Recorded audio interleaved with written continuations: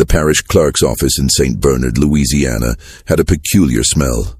Not the expected mustiness of old paper and leather-bound volumes, but something sharper, like vinegar mixed with rust.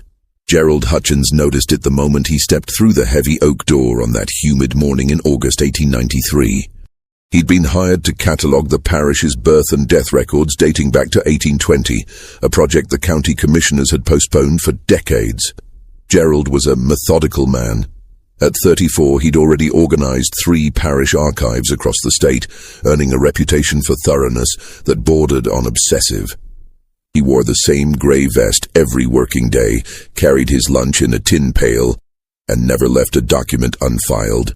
His wife, Caroline, often joked that he treated historical records with more tenderness than he showed most people. The clerk who handed him the keys was an elderly man named Albert, whose hands trembled slightly as he pointed toward the back room. "Most of what you need is in there," Albert said, his voice carrying an odd hesitation. "The older materials. Well, some boxes haven't been opened in my lifetime. 40 years I've worked here." "That's exactly what I'm here for," Gerald replied, setting down his leather satchel. Albert lingered at the doorway. "There's a section in the southeast corner. Previous clerks. They kept it separate. Special documents, they said." He paused, seeming to weigh his next words carefully. "I was told to leave those alone. Just passing along what I was told." Gerald nodded politely, already mentally organizing his approach. He'd heard similar warnings before, usually about documents related to family disputes or contested wills. Nothing he couldn't handle with discretion. The back room stretched longer than it appeared from the entrance. Tall wooden shelves lined both walls, sagging under the weight of record books, bundled correspondence and dust-covered boxes. Light filtered through 2 narrow windows, creating columns of illuminated particles that danced in the stagnant air. He began with the accessible materials, birth registrations from the 1870s, neatly organized and relatively well preserved. The work progressed smoothly for the first 3 days. Gerald developed a rhythm: remove a volume, check the date range, note the condition, assign a catalog number, and move to the next.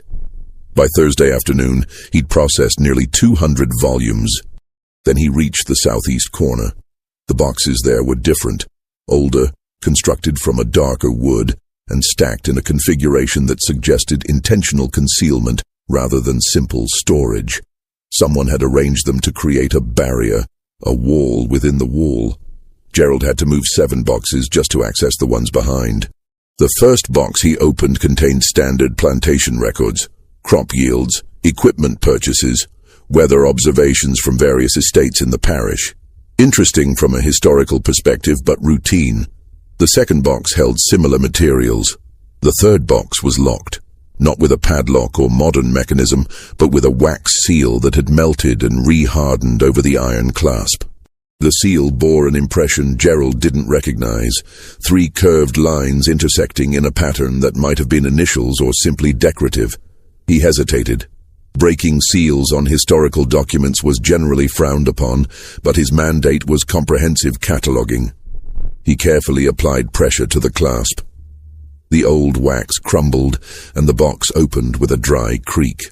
Inside, wrapped in oilcloth that had long since dried and cracked, were ledgers. 4 of them, each bound in brown leather with no titles or markings on the covers. Gerald lifted the first one gently. The spine was fragile, the pages yellowed, but still intact. He opened to the first page and read the handwritten heading: Register of Births, St. Bernard Parish, 1829-1834, Supplementary Records. Supplementary Records. He'd never encountered that designation before.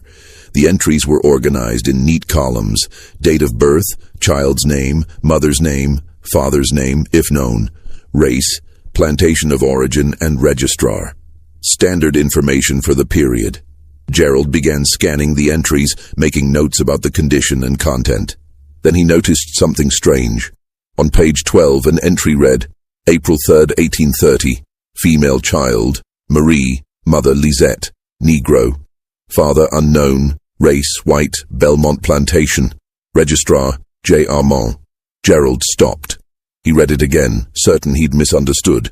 A child born to a Negro mother, listed as white. It had to be a clerical error. He continued reading. 3 entries later. April 27, 1830, male child, Thomas. Mother, Patience, Negro. Father, unknown, race, white, Belmont Plantation, registrar, J. Armand, another one. He flipped forward, scanning faster now. His pulse quickened with each page. June 14th, 1830, female child, Rose. Mother, Dinah, Negro. Father, unknown, race, white, Riverside Estate, registrar, J. Armand, August 2, 1830, male child, Henry. Mother, Esther, Negro. Father, unknown, race, white, Oakwood Plantation, registrar, J. Armand. The pattern continued. Page after page, children born to enslaved mothers, designated as white, and every single entry signed by the same registrar, J. Armand. Gerald felt a cold sensation spreading through his chest. He checked the date on the ledger again, 1829 to 1834. He opened the second ledger. The pattern continued through 1835 to 1841. Different plantations, different mothers, different children. Always the same racial designation. Always the same name signing off, J. Armand. By the time the afternoon light began fading, Gerald had documented 47 such entries across the 4 ledgers. 47 children born to enslaved mothers between 1829 and 1847, all registered as white. All certified by J. Armand. He sat back in his chair, mind racing. This wasn't random error. This was systematic. But why? Why would anyone register enslaved children as white? That evening, Gerald barely touched his supper. Caroline noticed immediately, setting down her fork with concern. "You look like you've seen something terrible." "Not terrible exactly," he said slowly. "Confusing. I found records today that don't make sense." He explained what he'd discovered, watching her expression shift from curiosity to disbelief to something darker. Recognition, perhaps, though she'd never studied Louisiana history particularly. "Could it have been a mistake?" she asked. "A clerk who didn't know the mothers? 47 times, across 18 years, same person signing every entry?" Gerald shook his head. "Someone knew exactly what they were doing. I just don't understand what or why." Caroline was quiet for a moment. "Maybe you shouldn't understand. Maybe that's why those boxes were hidden." Her words settled uncomfortably between them. Gerald had always approached historical work with detachment, events that happened long ago to people long dead. But this felt different. This felt deliberate. And that deliberateness implied purpose. "I need to find out who J. Armand was," he said finally. The Louisiana State Archives in Baton Rouge kept records of parish officials, clerks, registrars, and other administrative appointees. Gerald traveled there the following week, carrying his notes in a locked portfolio. The archivist, a stern woman named Mrs. Whitfield, directed him to the government appointment records. He found the name within an hour. Jacques Armand, appointed deputy registrar, St. Bernard Parish, January 1829, resigned, November 1847. 18 years, exactly matching the span of the mysterious ledgers. But there was more. Attached to the appointment record was a notation, added in different ink, apparently years later. Position dissolved following investigation. See Coroner's Inquiry, 1847, File 392. Gerald's hands trembled slightly as he requested File 392. Mrs. Whitfield returned with a thin folder, the pages inside brittle and brown at the edges. "This hasn't been accessed in decades," she remarked. "Are you researching something specific?" "Just trying to understand parish record-keeping practices," Gerald said, which was technically true. The coroner's inquiry was dated November 18th, 1847. The subject, Jacques Armand, found deceased in his home at age 52. Cause of death, undetermined, possibly heart failure. But it was the testimony section that made Gerald's breath catch. A neighbor, Mrs. Violet Chenot, had testified that she'd gone to check on Armand after not seeing him for 3 days. She found him in his study, slumped over his desk. On the desk were papers. She couldn't read well, she'd testified, but she remembered seeing lists of names, children's names. The investigating deputy, a man named Robert Devereaux, had noted, "Deceased study contained extensive personal records related to parish registrations. Materials appeared to document births from 1829 to present, with notations regarding racial classifications and subsequent transfers. Documents were seized for review by parish authority. Transfers." Gerald underlined the word in his notes. The final page of the inquiry contained a brief addendum dated 3 months later. Investigation closed. Materials reviewed by parish commission. Records returned to archive storage. No criminal findings. No criminal findings. But what had they found? Gerald returned to St. Bernard with more questions than answers. He approached Albert at the clerk's office with a directness he usually avoided. "The name Jacques Armand, does that mean anything to you?" Albert's face paled visibly. He glanced around the empty office before lowering his voice. "How do you know that name?" "He was a registrar here, worked for 18 years. "He was more than a registrar," Albert said quietly. "My father worked in this office when I was a boy. He mentioned Armand once. Only once. Said some men do the devil's work with clean hands and legal papers." "What did he mean?" Albert shook his head. "Father never explained. But he told me if I ever found documents with Armand's signature, I should leave them be, that some history is better left buried." "But it's not buried," Gerald pressed. "It's in your archive, and it's my job to catalogue it." "Your job," Albert said, meeting his eyes, "is to catalogue records, not to understand them. There's a difference." Gerald left the office unsettled. Albert was hiding something, or protecting something, or perhaps genuinely didn't know more than family warnings passed down like folklore. He needed a different approach. The newspaper archives at the Louisiana Historical Society contained copies of the St. Bernard Gazette dating back to 1825. Gerald spent 2 full days reading through issues from 1829 to 1847, looking for any mention of Armand, unusual birth registrations, or controversies involving racial classifications. He found almost nothing. A few brief mentions. Deputy Registrar J. "Armand has confirmed the registration of 12 births this month. Standard administrative notices." But in the October 1847 issue, tucked in the local notices section, was a single paragraph. "The community mourns the passing of Mr. Jacques Armand, Deputy Registrar, whose diligent service to our parish spanned 18 years. Mr. Armand was known for his precise record-keeping and dedication to administrative accuracy. He leaves behind no immediate family. Services were held privately." No immediate family. 18 years of service. Nothing controversial, nothing suspicious. Just a bureaucrat who died and was briefly memorialized. Yet someone had sealed his personal records in wax. Someone had hidden the supplementary ledgers. Someone had told clerks to leave them alone. Gerald needed to understand what happened to those children. The next phase of research required a different kind of digging. If children born to enslaved mothers were registered as white, there should be subsequent records, sales, transfers, manumission papers, or death certificates. Gerald began cross-referencing the names from Armand's ledgers with other parish documents.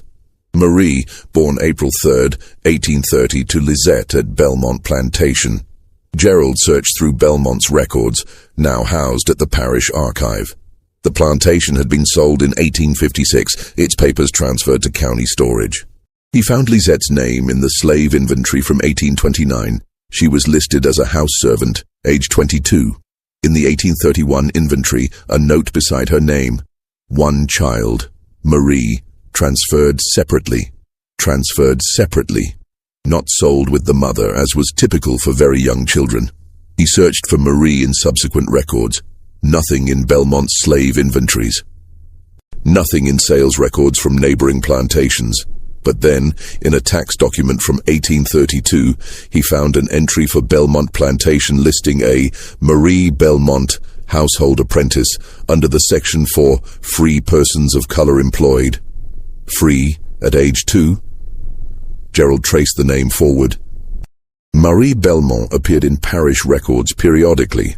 A school enrollment in 1838, unusual for free persons of color but not impossible. A witness signature on a property deed in 1851, she could write then. And finally, a marriage record in 1854 to a man named Charles Riviere, also listed as a free person of color. But here was the critical detail. Marie's race on the marriage certificate was listed as white, not free person of color. White. Gerald sat in stunned silence. A child born to an enslaved woman, somehow reclassified, somehow freed, somehow granted white status, all before age 24. He checked another name. Thomas, born April 27th, 1830. The pattern repeated. Registered as white at birth, transferred separately from his enslaved mother within 2 years, appearing later in records as a free child, then eventually as white, in adult documents. One by one, Gerald traced the 47 children through the fragmentary records available. 23 of them followed similar trajectories. The others simply vanished from the records entirely after their initial birth registration, and supervising every initial registration, J. Armand. By October 1893, Gerald had filled 6 notebooks with his findings. He worked late into the evenings, correlating dates, tracking names, mapping the movement of children across parishes and decades. Caroline worried about his health. He'd lost weight, developed dark circles under his eyes, and stopped attending church socials. "You need to show this to someone," she urged. "If what you found is real, historians should know." "It's real," Gerald said. "But I don't understand the mechanism yet. How did this happen? Who authorized it? Why these specific children?" He was missing something crucial, some connective tissue that would make the pattern coherent. The answer arrived unexpectedly, not from documents but from a person. In early November, an elderly woman named Josephine Durant came to the parish office requesting a copy of her birth record. She was 83, she told Gerald, born in St. Bernard Parish in 1810. She needed the document for a property inheritance matter in New Orleans. Gerald located her record easily. She'd been born free to free parents of color, a relatively straightforward case. As he prepared the certified copy, making polite conversation, he mentioned he was researching historical record-keeping practices. "Did you ever know a man named Jacques Armand?" he asked casually. "He was a registrar here decades ago." Josephine's hand, reaching for the document, froze in midair. Her eyes, clouded with age but still sharp, fixed on Gerald's face. "Why are you asking about him?" The intensity in her voice made Gerald choose his next words carefully. "I found some unusual entries in old ledgers. His name appeared frequently. I'm trying to understand the context." Josephine sat down slowly in the chair across from his desk.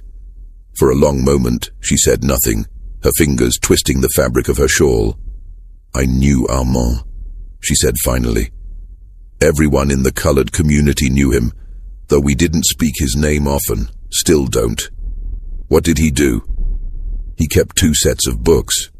She spoke slowly, as if pulling memories from deep storage. "Official books and other books. My aunt was a midwife. She delivered babies on half the plantations in this parish. She told me things toward the end of her life, things she'd seen." Gerald leaned forward. "What kind of things?" "When certain babies were born, babies with skin light enough to pass, born to enslaved women, Armand would be called. Not immediately, sometimes weeks later. He'd arrive with his ledgers and examine the child. If the child was light enough, if the features were acceptable, he'd make his registration as white," Gerald said. Josephine nodded. "Then the child would disappear from the plantation, within a year, sometimes just months. The mothers were told their babies died. Some believed it, others—" She paused. "Others knew better but couldn't do anything. Where did the children go?" "That I don't know for certain.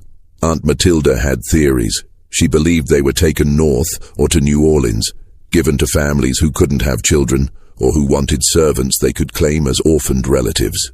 Light-skinned children could be raised as white, you understand, especially if the documentation said they were white from birth." The room felt colder. Gerald's methodical mind was assembling pieces into a picture he didn't want to see clearly. "How many children?" he asked. "I couldn't say. Aunt Matilda delivered hundreds of babies over 40 years. She thought maybe 50 or 60 that Armand took interest in. But she only worked certain plantations. If he did this across the whole parish..." Josephine trailed off. "Did anyone try to stop him?" Josephine's laugh was bitter. "Stop a white official doing legal registrations? With what power? The mothers were property. The babies were property. If someone with authority decided to reclassify that property as human, as white, as free, who exactly would object? The plantation owners?" The question hung in the air, rhetorical but devastating. "Why would plantation owners allow it?" Gerald asked. "They were losing valuable..." He struggled with the word. "Assets." "Were they?" Josephine tilted her head. "Think about it. A baby born too light causes problems. Other enslaved people ask questions. Overseers ask questions. Visitors notice. And if that child grows up looking white, you can't sell them easily. Can't put them to field work without raising eyebrows. Easier to make them disappear legally." Armand provided a service. He made uncomfortable problems vanish into paperwork. Gerald felt sick. The clinical logic was airtight. The systematic nature of it, the bureaucratic efficiency, was somehow more disturbing than any spontaneous cruelty. "Your aunt," he said carefully. "Did she ever know what happened to the children afterward?" She heard stories, saw one of them years later, she thought. A young woman in New Orleans, maybe 20 years old, working as a governess for a wealthy family. The woman had a birthmark on her neck, same mark Aunt Matilda remembered from a baby she'd delivered to an enslaved woman named Ruth. But when she tried to speak to the young woman, there was no recognition. The young woman spoke perfect French, dressed in fine clothes, and looked through Aunt Matilda like she was invisible. She didn't remember. She was taken at 8 months old, according to Aunt Matilda's memory. How could she remember? For all she knew, she was exactly who her papers said she was, a white orphan raised by a charitable family. The implications cascaded through Gerald's mind. Stolen identities, erased histories, children who would never know their mothers, their origins, the truth of their own existence. "Why are you telling me this?" he asked Josephine.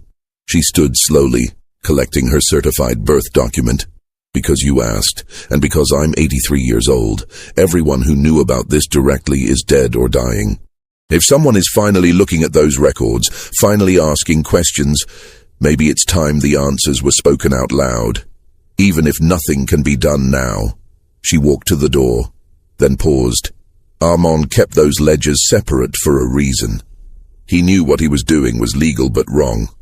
That's a particular kind of evil, Mr. Hutchins, evil that fills out forms in triplicate. After she left, Gerald sat in the empty office as darkness gathered outside.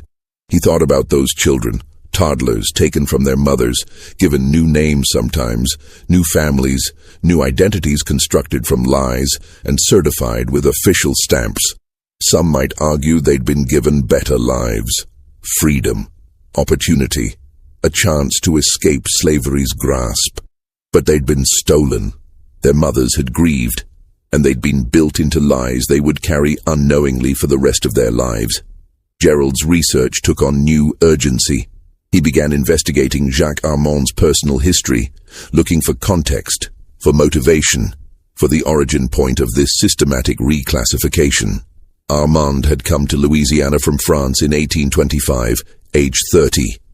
He'd worked briefly as a clerk for a shipping company in New Orleans before receiving his appointment as deputy registrar in St. Bernard Parish in 1829. No wife, no children of his own, no significant property holdings. By all accounts, a minor bureaucrat living a quiet, unremarkable life. But Gerald found something else. In the archives of correspondences between parish officials, there was a letter dated March 1829, written by someone named Philip Grosvenor, a wealthy landowner who served on the parish commission. The letter recommended Armand for the deputy registrar position, praising his discretion and understanding of delicate administrative matters. Delicate administrative matters. Gerald tracked down Grosvenor's estate records. The Grosvenor family had owned Belmont Plantation, where many of the reclassified children had been born, until selling it in 1851. Philip Grosvenor had died in 1853. The pieces were connecting. Grosvenor had secured Armand's position. Armand had then provided a service, handling delicate matters, that benefited plantation owners like Grosvenor. But the scope extended beyond Belmont. Gerald's list included children from at least 12 different plantations. This wasn't one plantation owner solving a personal problem. This was an organized system. He found the next clue in banking records. Through property tax documents, Gerald discovered that Jacques Armand had maintained an account at First Louisiana Bank in New Orleans. Estate records from Armand's death showed the account had contained $40,200 at the time, an enormous sum for a parish clerk whose annual salary had been approximately $300. Where had that money come from? Gerald couldn't access detailed banking records. Those were private, but the amount suggested regular payments over many years. Payments from whom? For what service? The implications were clear. Armand hadn't done this out of ideological conviction or misguided mercy. He'd been paid to reclassify children, to process them out of slavery through legal documentation, to make inconvenient situations disappear. But paid by whom? The plantation owners directly? Some intermediary organization? In January 1894, Gerald discovered the advertisements. He'd been reading through New Orleans newspapers from the 1830s and 1840s, searching for any mention of Armand or the plantations on his list. He almost missed them. They were small, usually buried in the back pages among notices for livestock sales and shipping schedules. The first one appeared in the April 1831 edition of the New Orleans Mercantile, seeking placement.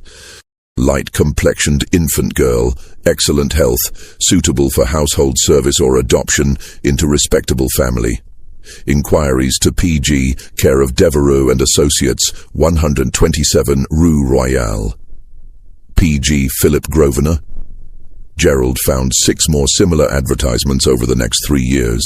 The phrasing varied, but the structure remained consistent. Light-complexioned infant, excellent health, placement sought.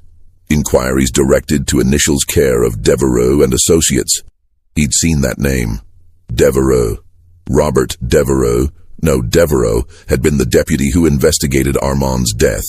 The connections were forming a web. Grosvenor recommends Armand. Armand registers children as white. Children are transferred. Advertisements appear seeking placement.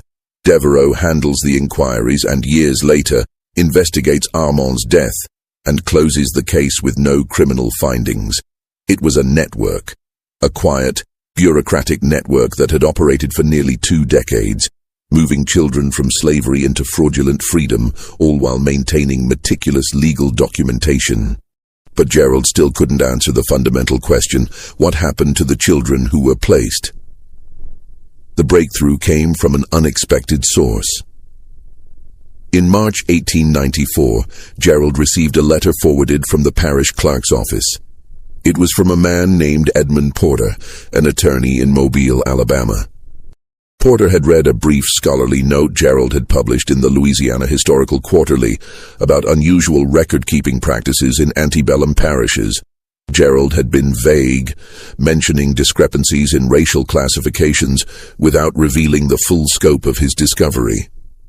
Porter's letter was carefully worded. Dear Mr. Hutchins, your recent note regarding classification irregularities in Louisiana parish records resonates with a case I am currently managing. A client of mine, a woman of 73, recently discovered that her birth record from St. Bernard Parish contains inconsistencies with her family history as she understood it. She was told throughout her life that she was born to a white family that perished in a yellow fever epidemic, and that she was raised by adoptive relatives. However, recent examination of her papers has raised questions. If you have information regarding irregular birth registrations from St. Bernard Parish, circa 1830, 1840, I would welcome correspondence. This is a matter of significant personal importance to my client. Gerald responded immediately, asking for more details. Porter's next letter arrived within 2 weeks. My client, whom I shall call Mrs. L for privacy, possesses a birth certificate registered in St. Bernard Parish in 1832, listing her race as white and her mother as deceased at childbirth.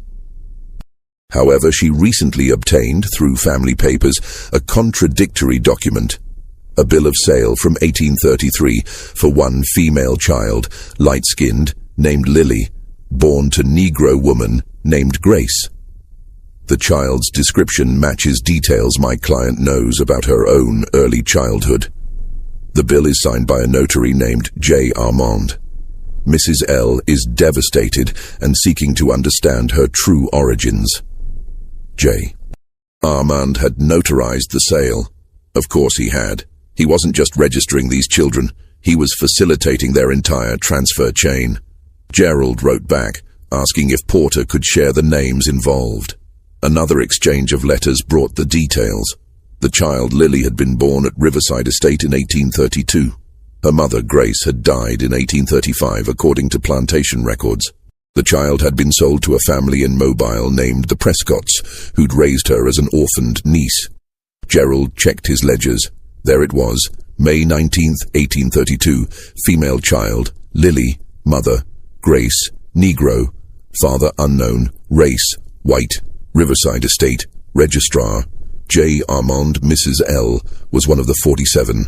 Over the next several months, Gerald and Porter exchanged extensive correspondence. Porter was representing Mrs. L in an attempt to claim inheritance from her biological mother's side, a futile effort legally, Porter admitted, since enslaved persons couldn't leave property, but the principle mattered to his client. She wanted acknowledgement of her true origin.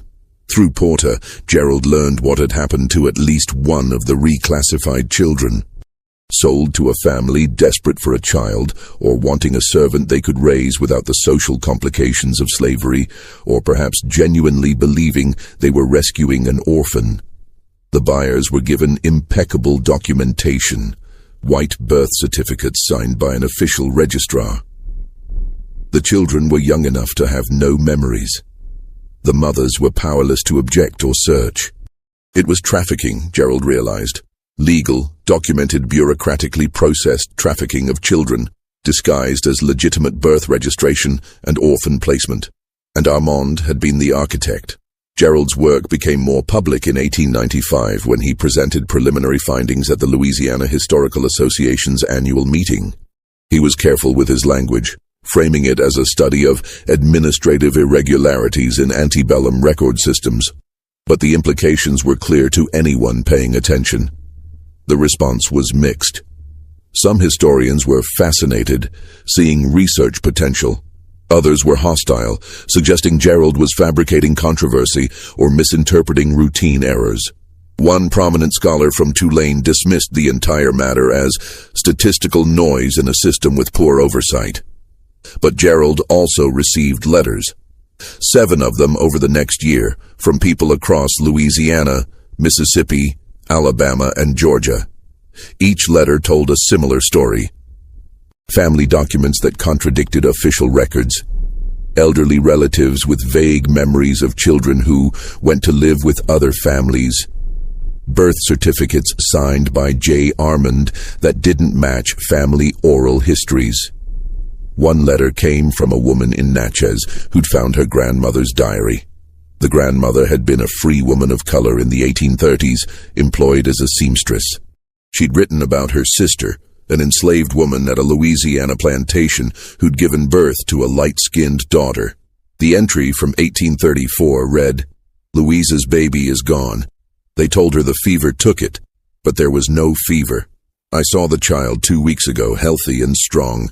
Now Louisa won't speak. She just stares at the wall." Another letter came from a man whose grandfather had been a blacksmith in St. Bernard Parish. The grandfather had kept a journal documenting his business transactions. One entry from 1839 noted, "Made small hinges for travel basket, special order. Customer was that French registrar fellow. Said it was for transporting documents, but the basket was lined with blankets. Strange commission. Travel baskets lined with blankets." Gerald's stomach turned. By 1896, he'd documented 73 cases, the original 47 from Armand's personal ledgers, plus 26 more he'd found by cross-referencing plantation records with Armand's official registrations. Not all followed the same pattern. Some children had been registered with race left blank, or with confusing notations like under review or pending classification. But the core group, the 47 from the supplementary ledgers, those were clear, and in every case, Jacques Armand's signature appeared.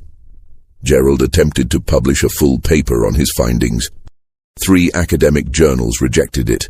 The editor's responses varied, but the underlying message was consistent.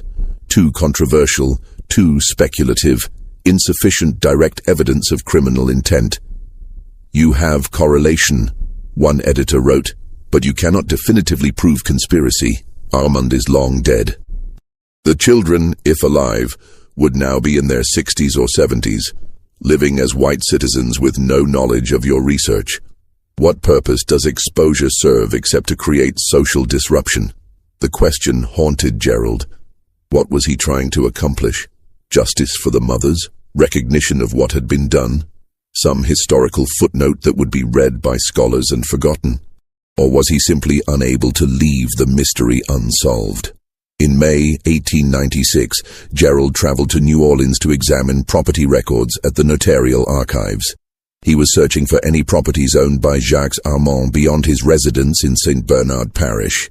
He found one, a small warehouse near the docks, purchased in 1832 and sold in 1846. The property records included a brief description: storage facility for documents and administrative materials. Gerald located the current owner of the property. It had changed hands 4 times since Armand sold it. The current owner, a merchant named Theodore Bruneau, was happy to let Gerald examine the premises for a small fee. The warehouse was narrow and unremarkable, wedged between 2 larger commercial buildings. Bruneau explained it was primarily used for storing imported textiles now. Previous owner used it for similar purposes, he said. Before that, I couldn't tell you. Would you mind if I examined the structure? Gerald asked. Sometimes old buildings have historical materials left behind. Bruneau shrugged. Look wherever you like. Just don't damage anything. Gerald spent 3 hours inspecting the warehouse. The ground floor revealed nothing unusual. Empty wooden crates, remnants of textile wrappings, dust. But there was a small upper floor, accessed by a narrow staircase. The upper room was perhaps 12 feet by 15 feet. 2 small windows, now painted over, faced an alley. The wooden floor showed signs of old water damage in one corner. Otherwise, the space was empty. Gerald walked the perimeter slowly, testing floorboards, examining walls. He was about to give up when he noticed something odd about the chimney breast. The brickwork there was slightly different. Newer mortar, subtle color variation. He pressed against the bricks experimentally. One shifted. Working carefully, Gerald removed 6 bricks from a section about 4 feet up from the floor.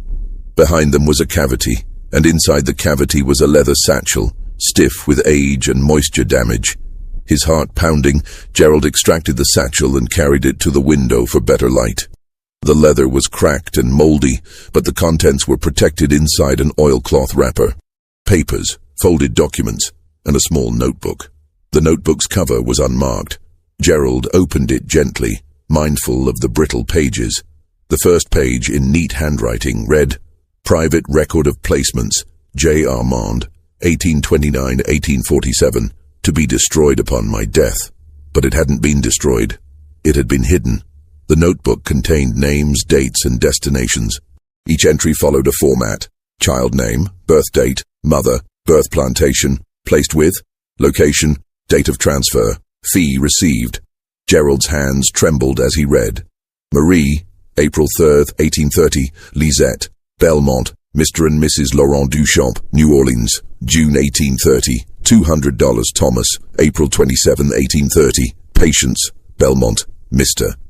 Henri Valois, Household Service, Baton Rouge, July 1830, $150 Rose, June 14, 1830, Dinah, Riverside, Mr. and Mrs. Charles Beaufort, Mobile, August 1830, $225. The list continued. 79 entries in total, more than Gerald had documented, each with a price, each with a destination, each representing a child separated from their mother and given a manufactured identity. The fees varied from $150 to $400, apparently based on the child's age and complexion. Younger and lighter commanded higher prices. But there was more. Clipped to the back of the notebook were letters, 7 of them, faded but legible. They were inquiries from prospective families asking about acquiring a suitable child for domestic upbringing or adopting an orphaned infant in need of Christian home. One letter, dated February 1835, from a couple in Charleston, was particularly chilling in its clinical tone. "Dear Mr. Armand, we received your name through Mr. Grosvenor as someone who might assist with a delicate family matter. We have been unable to conceive children after 10 years of marriage. We are seeking to acquire a female infant, preferably under 6 months of age, of light complexion suitable for raising as our natural daughter. We understand documentation can be arranged to reflect legitimate birth. We are prepared to compensate appropriately for your services and discretion. Please advise availability." Armand had replied, apparently because a notation in his notebook listed Eleanor, Nov, 1835, Josephine, Oakwood, Mr. and Mrs. R. Winslow, Charleston, 375. This wasn't opportunistic crime. This was a business. Armand had created a market for children who could pass as white, connecting desperate or unscrupulous families with enslaved infants, facilitating the transfers with legal documentation, and profiting from the transactions. The supplementary ledgers weren't mistakes or anomalies. They were receipts. Gerald faced an ethical dilemma. Publishing this information would be explosive. It would expose a criminal enterprise, yes, but it would also potentially devastate living people, elderly men and women who'd spent their entire lives believing they were white, who'd built families and reputations on identities that had been fabricated before they could even speak. Mrs. L. in Mobile had chosen to investigate her origins. But how many others would want that choice? How many would prefer never to know? Carolyn listened as he wrestled with the decision, pacing their small living room late into the night. "You're asking whether truth is worth the harm it might cause," she said finally. "Yes, I can't answer that for you, but I'll ask you this. If those mothers could speak now, what would they want?" Gerald stopped pacing. He thought about Lisette, who'd lost Marie, about Grace, who'd lost Lily, about the unnamed women whose children had been taken in the night, who'd been told their babies died, who'd carried that grief for the rest of their lives. "They'd want their children to know," he said quietly. "They'd want the truth told. Then you have your answer." Gerald's comprehensive report, Systematic Racial Reclassification in Antebellum Louisiana, the Armand Ledgers, 1829-1847, was published in June 1897 by the American Historical Review, one of the few journals willing to handle the controversial material. The response was immediate and fierce.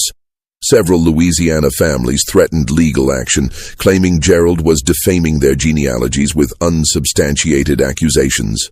The St. Bernard Parish Commission issued a formal statement questioning the authenticity of the documents Gerald had cited. 3 prominent historians published rebuttals, arguing that Gerald had misinterpreted routine administrative variations. But others took his research seriously. Genealogical societies began investigating, journalists wrote articles, and slowly, very slowly, more evidence emerged. A woman in Virginia discovered her grandfather's birth certificate had been altered. Original ink showed Negro scratched out and replaced with white, signed by J. Armand. A family in Kentucky found letters in their attic suggesting their great-grandmother had been obtained through a charitable organization in New Orleans in 1836. A historian in South Carolina uncovered similar patterns of reclassification in other parishes, though none as systematic as Armand's operation. The academic debate raged for years. Some scholars argued Gerald had exposed a significant and previously undocumented aspect of antebellum racial dynamics. Others insisted he'd inflated coincidental errors into conspiratorial fantasy. What no one could dispute was the existence of the ledgers themselves, the pattern of registrations, and the correlation with advertisements and transfers. Gerald continued his research until his death in 1908. By then, he'd identified 112 children who'd been processed through Armand's system. He'd tracked 34 of them into adulthood through various records. Most had lived as white citizens, completely unaware of their origins. Several had married into prominent families. At least 2 had owned slaves themselves. That last fact haunted Gerald particularly. Children stolen from slavery, raised as white, eventually becoming slave owners. The cruel irony was almost incomprehensible. In his final notebook, written during the illness that would claim him, Gerald reflected on what he'd uncovered. I set out to catalogue records and instead catalogued lives. Lives stolen, lives fabricated, lives built on foundations of lies.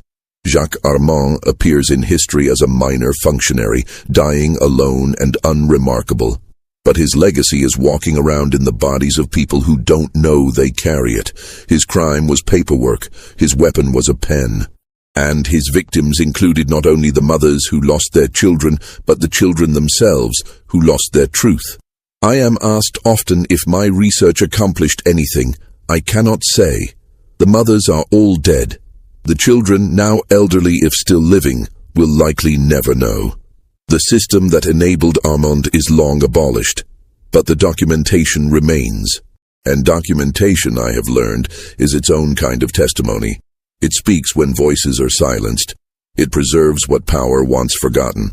Whether anyone listens is beyond my control. The ledgers Gerald discovered remain in the Louisiana State Archives today, catalogued under St. Bernard Parish Administrative Records, Supplementary Materials, 1829-1847. Researchers can access them by request, though few do. The notebook from the warehouse, Gerald's most significant find, was donated to the archive by his estate in 1909, along with all his research notes and correspondence. Occasionally, someone requests the materials, usually genealogists tracing family trees, sometimes historians researching antebellum Louisiana, rarely journalists investigating historical injustices. They all find the same thing Gerald found. 79 children documented in Armand's private notebook, 47 in the supplementary ledgers, and countless others implied by the gaps in plantation records and the pattern of transfers. And in every single entry, one name appears as the certifying authority, the notary, the registrar who made it all legal, J. Armand. In 1983, a graduate student at Louisiana State University named Rebecca Chen was researching racial classification systems for her dissertation. She accessed the Armand materials and began cross-referencing them with genealogical databases that had become available through computerization. She found something Gerald Hutchins had never had the technology to discover. Using birth records, death certificates, marriage licenses, and census data, Rebecca traced the descendants of 12 children from Armand's ledgers. Not the children themselves. All were long deceased. But their children, grandchildren, and great-grandchildren. She estimated that those 12 children alone had approximately 2,400 living descendants as of 1983. 2,400 people living across the United States, most identifying as white, none aware that their great-great-grandfather or great-great-grandmother had been born to an enslaved woman and processed through Jacques Armand's reclassification system. Rebecca sat in the archive reading room, staring at her computer printouts, wrestling with the same ethical question Gerald had faced 90 years earlier. Should she publish this? She decided against it. Her dissertation examined the administrative mechanisms of racial classification without identifying specific modern families. The Armand case became a footnote, a documented example of systematic reclassification, mentioned briefly, then left in the historical record for others to find or ignore as they chose. The truth about Jacques Armand's operation remains incompletely understood. Why did he start? Did he believe he was helping the children, or was it purely mercenary? Was he coerced into the role, or did he design the system himself? No personal letters survive to reveal his thoughts. No diary explains his motivations. Only the ledgers remain. Cold, precise, methodical entries recording children transformed from enslaved to free, from black to white, from one identity to another, all with the stroke of a pen. The mothers' voices are even more absent. Not one testified. Not one left a written account. Not one was asked by any official body what they thought or felt or wanted. Their children were taken, recorded, and erased from their lives, and the system that enabled it never required the mother's consent or even acknowledgement. History remembers them now only as names in a column. Lisette, Grace, Dinah, Esther, Patience, Josephine. Women who gave birth and then lost their children not to death, which was grief enough, but to a legal fiction that rendered them non-existent as mothers. There's a box in the Louisiana State Archives filed under reference code SBP 1829 SUP that contains the 4 supplementary ledgers Gerald Hutchins found in 1893. The box is marked with a note added by an archivist in 1974. Contains sensitive genealogical material. Researchers requesting access must sign disclosure agreement. Inside the front cover of the first ledger, someone, perhaps Gerald, perhaps an archivist, has placed a small card with typed text. These records document children born between 1829 and 1847 who were registered with racial classifications inconsistent with their maternal lineage. The individuals named herein were reclassified through legal processes managed by Deputy Registrar Jacques Armand.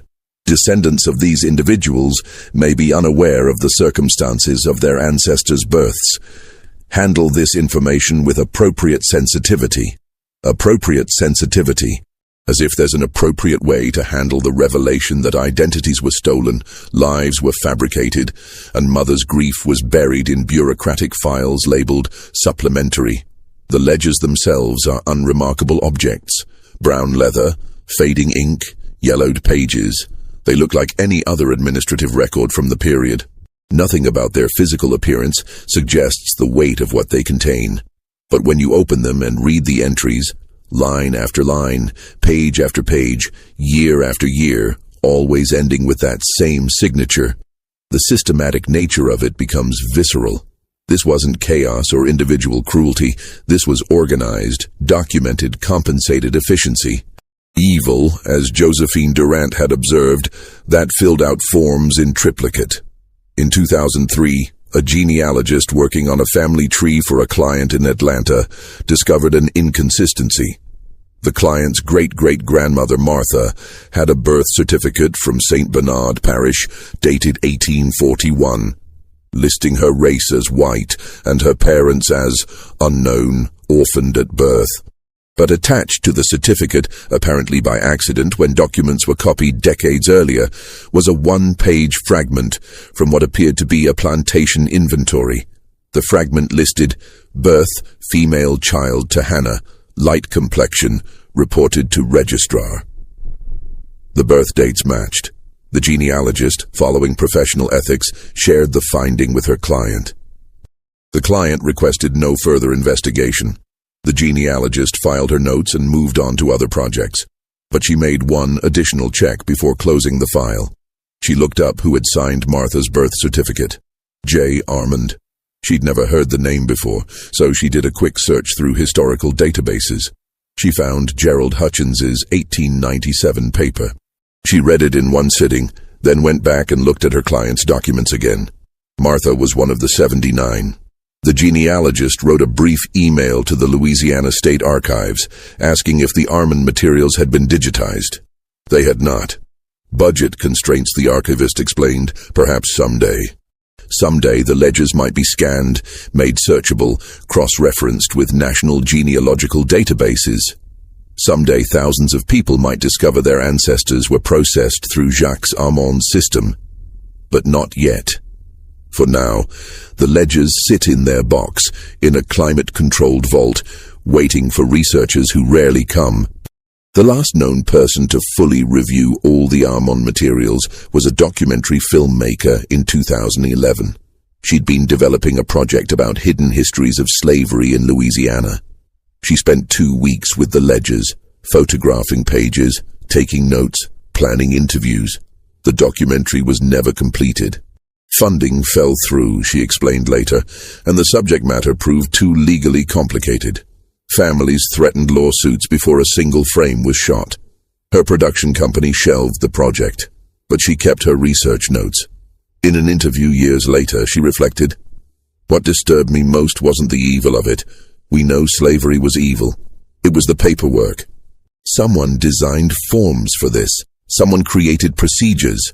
Someone sat in an office and thought through the logistics, how to document the theft of a child, how to create a legal identity from nothing, how to make a human being disappear and reappear as someone completely different. And then they did it 79 times that we know of. Maybe hundreds of times total. And they filed everything properly. That's perhaps the most unsettling aspect of the Armand case. It wasn't hidden in the moment. It was official, recorded, filed in government archives. The hiding came later when someone, we don't know who, sealed the ledgers and stashed them in a corner. But even that wasn't destruction. Whoever hid them chose to preserve them, locked away but intact. Why? Guilt? A sense that the records might someday matter? Simple bureaucratic habit. Documents aren't destroyed, they're filed. We'll likely never know. Jacques Armand died in November 1847 in his home in St. Bernard Parish. The coroner who examined him noted no signs of violence or obvious disease. He was found at his desk, pen in hand, a partially completed entry before him. The entry, preserved in the coroner's report, read, November 15th, 1847, male child, unnamed, mother, Rachel, Negro, father, unknown, race. The race field was blank. Whatever Armand had been about to write, death interrupted him. The child was never registered. No subsequent record exists of a baby born to Rachel at any St. Bernard plantation in November 1847. Either the child died, or someone else completed the registration without Armand's involvement, or the birth itself was never officially documented. It was Armand's last entry, his final act in a system he'd maintained for 18 years. He was buried in the St. Bernard Parish Cemetery in a plot with no surviving stone. Records show the location, but the marker has long since disappeared or eroded beyond recognition. No descendants claimed the plot. No one maintained it. Jacques Armand exists now primarily as a signature on documents and a name in historical papers. A man who processed children through paperwork, who turned human beings into transactions, who built a business from separated families, and who died at his desk in the middle of yet another entry.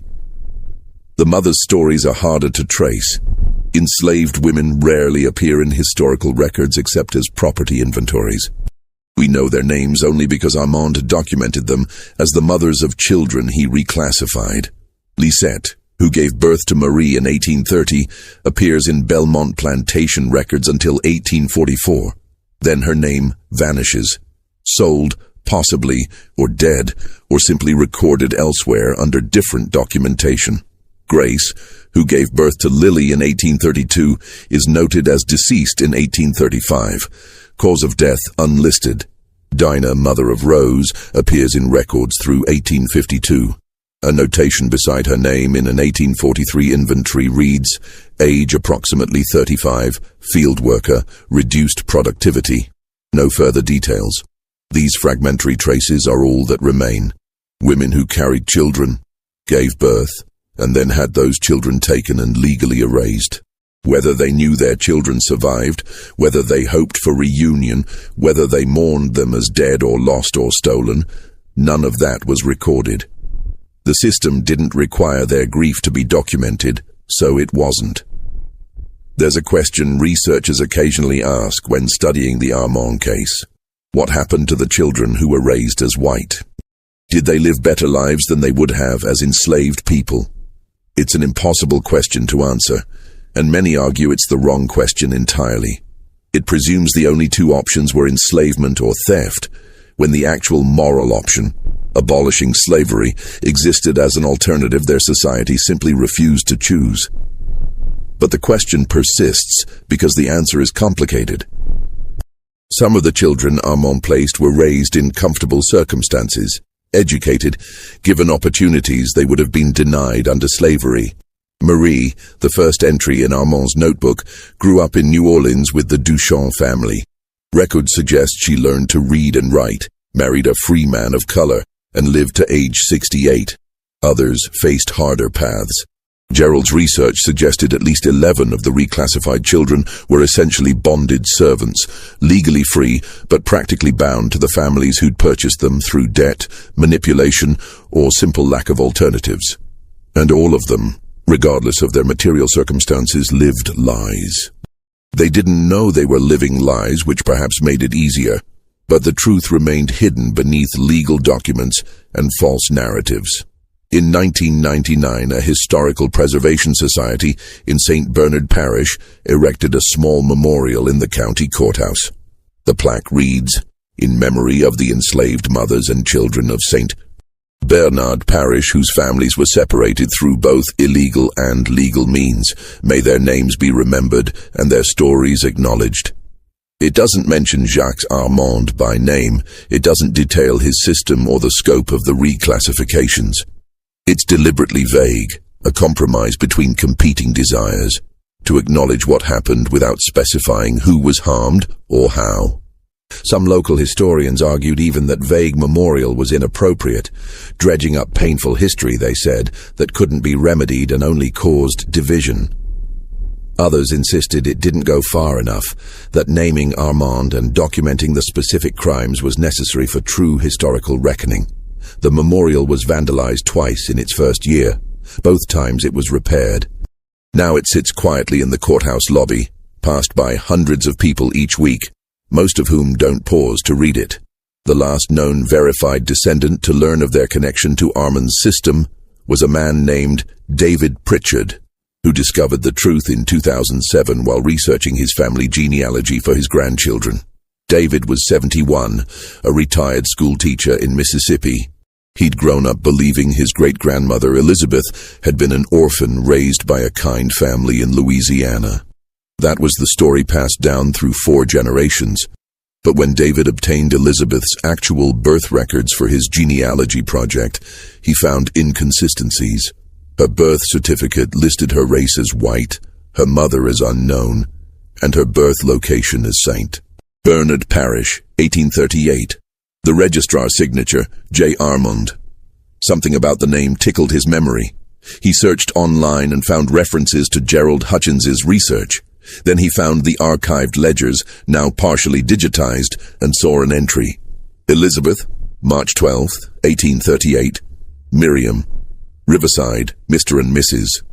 Stephen Landry, Baton Rouge, April 1838.